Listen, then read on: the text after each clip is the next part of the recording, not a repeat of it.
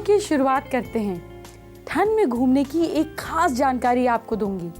उससे पहले ट्रैवल से जुड़ी एक बहुत बड़ी समस्या और उसका आसान सा समाधान जानिए। पहली प्रॉब्लम ये है कि जब आप ट्रैवल करते हैं तो उसके बाद आपका बजट बिगड़ जाता है। ऐसे में आप क्या करें? ऐसे में आपको बजट के मुताबिक ही डेस्टिनेशन तय करनी चाहिए। इस डेस्टिनेशन का बजट फिक्स कर लीजिए। सस्ते ऑप्शन चुनिए।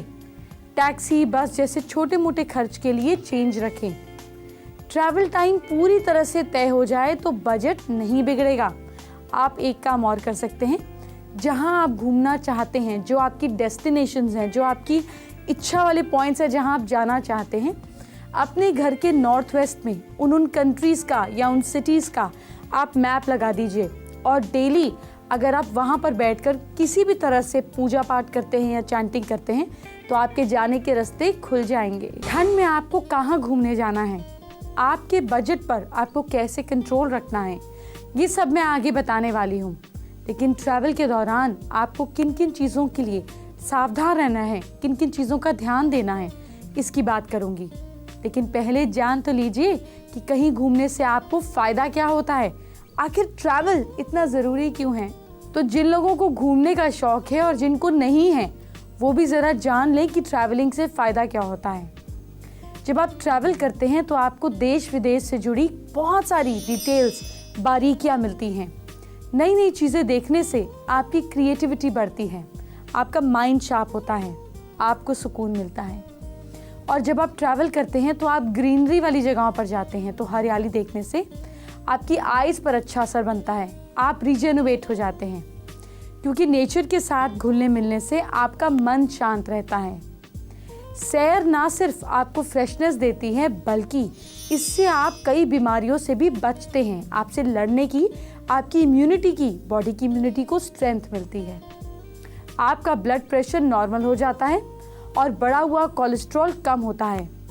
हार्ट अटैक होने के चांसेस घट जाते हैं।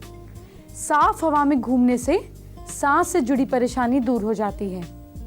और ट्रैवलिंग के दौरान जब आप चलते हैं तो आपकी बॉडी की एक्सरसाइज होती है जिससे बोन्स मजबूत होती है और मसल्स को एनर्जी मिलती है। इसके साथ साथ कैंसर और डायबिटीज़ जैसी बीमारियां भी दूर रहती हैं क्योंकि आपका माइंड जो है वो एक्टिव होता है, फ्रेशनेस के लिए तैयार होता है। आपका फैट कम होता है, आपका डाइजेस्टिव सिस्टम ठीक रहता है और ट्रैवलिंग करने से आपका फैमिली का प्यार आपस में बढ़ता है। तो अगर आप फैमिली के साथ ट्रैवल करते हैं, दोस्तों के साथ ट्रैवल करते हैं तो ये और भी ज़्यादा अच्छा है। अगर आप ठंड में ट्रैवल करने की सोच रहे हैं तो सबसे पहले सवाल जो दिमाग में उठता है वो ये है कि आखिर जाएं कहाँ। इतनी ठंड होती है कि आपकी जो हिम्मत है वो जवाब दे जाती है। या तो आप देश में घूमने का सोचते हैं या फिर आप सोचते हैं इंटरनेशनल ट्रिप कर लें, पर आपके बजट पर ये सारी बात डिपेंड करती है, ठीक है ना। तो मैं आपको कंट्री के अंदर और कंट्री के बाहर दोनों जगह के ऑप्शन बताती हूँ। अपने हिसाब से आप जगह सिलेक्ट कर लीजिए। लेकिन पहले बात करते हैं इनक्रेडिबल इंडिया की। अगर आपको ठंड पसंद है तो आप गुलमर्ग जा सकते हैं क्योंकि अगर आपको बर्फ़ का मज़ा लेना है तो वहाँ जाएं। और ऐसी जगह भारत पाकिस्तान के बॉर्डर के पास है। गुलमर्ग का मतलब फूलों का वन। यहाँ पर मौजूद फूल आपकी आंखों के लिए बहुत अच्छे हैं, आपको इतना प्लेजर मिलेगा। अगर आप दूसरा ऑप्शन चाहते हैं तो मैं आपको सजेस्ट करूँगी जोधपुर। इससे सन सिटी भी कहा जाता है। यहाँ आपको ऐतिहासिक जगहों के साथ साथ रेगिस्तान के नज़ारे भी देखने को मिलेंगे। आपकी नॉलेज इन्हेंस होगी और यहाँ पर ऊंट हाथी की सवारी आपके बच्चों को बहुत मज़ा आएगी, आपको बहुत मज़ा आएगा। और डर्ट बाइकिंग जैसे पहाड़ों पर भी आप घूम सकते हैं। अगर आप एलिफेंट और ऊंट की सवारी करते हैं तो आपको बैक पेन से काफ़ी आराम मिलता है। जी हाँ, और आपकी बैक भी मजबूत बनती है। तो देखिए, जो हमारे पुराने ट्रैवल के चीज़ें थी, जो कम्यूटिंग की चीज़ें थी, जो एलिफेंट्स और जो कैमल के ऊपर लोग ट्रैवल करते थे, चलने पर ऐसे लगता है कि झटके आते हैं, लेकिन एक्चुअली ये आपकी बैक को स्ट्रेंथन करते हैं। आपको एक और इंटरेस्टिंग ऑप्शन देती हूँ अगर आपको एडवेंचर स्पोर्ट्स पसंद है, वो है ओली। ओली जो है वो पूरी दुनिया में स्कीइंग के लिए बहुत फेमस है।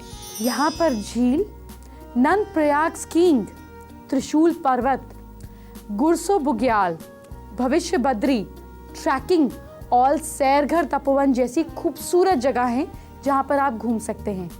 यहाँ पर आप स्कीइंग का खूब मज़ा ले सकते हैं और आपकी अच्छी फिजिकल एक्सरसाइज भी हो जाएगी। एक और अच्छा ऑप्शन है जैसलमेर। आप यहाँ क्या क्या देख सकते हैं?